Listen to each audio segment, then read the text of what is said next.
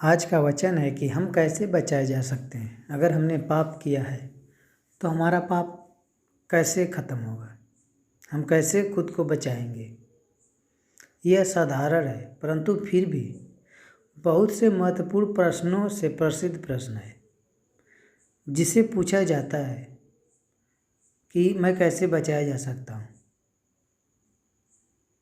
इस संसार के हमारे इस जीवन के समाप्त होने तक अनंत काल के जीवन को कहाँ पर व्यतीत करेंगे। अगर हम मृत्यु को प्राप्त होते हैं तो हम अपना अनंत काल कहाँ पर व्यतीत करेंगे। अपने अनंतकालीन गंतव्य से अधिक महत्वपूर्ण है और कोई भी विषय नहीं हो सकता है कि जब तक हम इस पृथ्वी पे हैं तो हमारा जीवन चल रहा है, मगर हम पृथ्वी जिस दिन छोड़ के जाएंगे मृत्यु के बाद, तो हम अपना जीवन कहाँ पर व्यतीत करेंगे और किस तरीके से करेंगे, कहाँ पर करेंगे। बाइबल हमें बताती है कि कैसे एक व्यक्ति बचाया जा सकता है। आपने पढ़ा होगा प्रेरितों के काम 16 अध्याय 30 वचन। फिलिप्पी की जेल के दरोगों ने पौलुस और सीलास से यह पूछा था कि हे सज्जनों, उद्धार पाने के लिए मैं क्या करूं। पौलुस और सीलास ने उत्तर दिया था कि प्रभु यीशु मसीह पर विश्वास कर तो तू और तेरा घराना उद्धार पाएगा। 16 वचन 31 अध्याय को अगर आप पढ़ते हैं तो फिर भी हमारे मन में ये सवाल उठता है कि हम कैसे बचाए जा सकते हैं। हमें बचाए जाने के लिए कौन कौन सी आवश्यकता है। हमें बचना ज़रूरी है।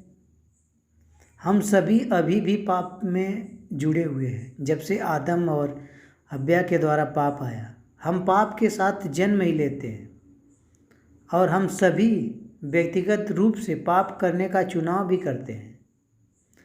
पाप है जो हमें उद्धार से मुक्त नहीं होने देता। पाप ही है जो हमें परमेश्वर से अलग कर देता है।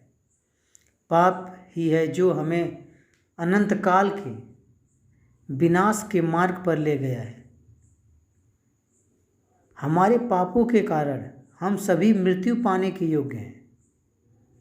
जबकि पाप के शारीरिक परिणाम शारीरिक मृत्यु है, परंतु यह केवल एक तरह की मृत्यु नहीं है जो कि पाप का परिणाम है।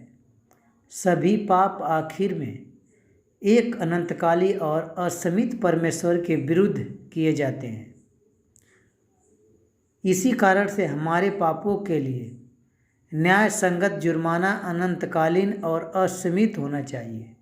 हमें अनंतकालीन विनाश से बचाए जाने के लिए किसकी आवश्यकता है।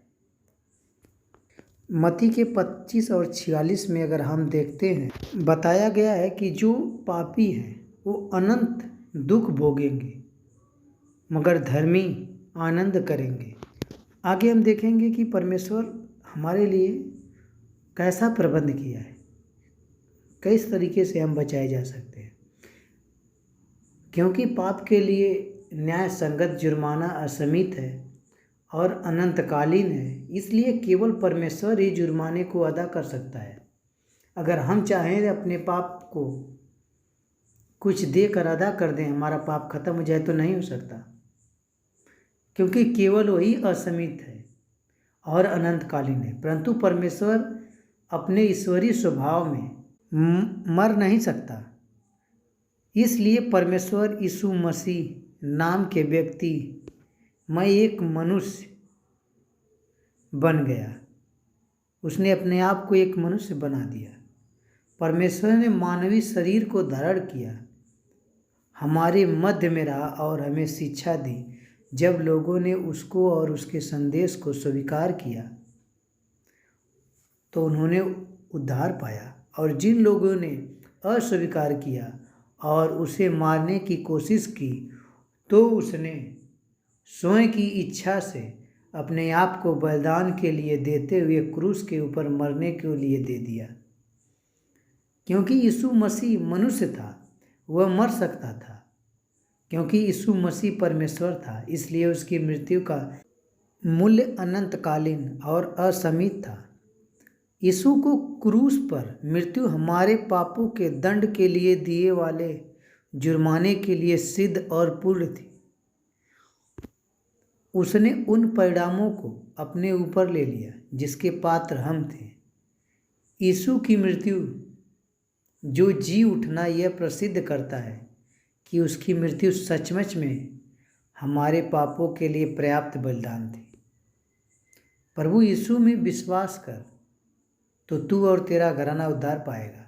आपने कई बार बाइबल में ऐसे पढ़ा होगा। परमेश्वर ने पहले से ही हमारे लिए सभी कार्यों को कर दिया है। आपको बस उस मुक्ति को जिसे परमेश्वर प्रदान करता है विश्वास के द्वारा स्वीकार करना पड़ेगा।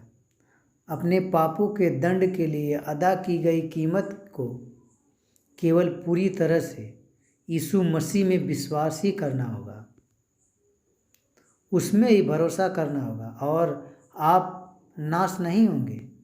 परमेश्वर आपको मुक्त करके वरदान के रूप में दे रहा है। आपको बस यही कुछ करना है कि आप इसे स्वीकार कर लें। यीशु ही एक उद्धार करता है और वही एक मार्ग है, तो आप उद्धार पाएंगे और कोई नहीं है आपको उद्धार दिलाने वाला। एक पिता ही है जो अपने बेटे के लिए उसके पाप, उसके दुख तकलीफ को लेता है। आप किसी भी शास्त्र को पढ़ लें, किसी में यह नहीं बताया गया कि हमने आपके पाप को ले लिया। एक सच्चा शास्त्र पवित्र बाइबल है जिसमें हमें सही तरीके से बताया गया है।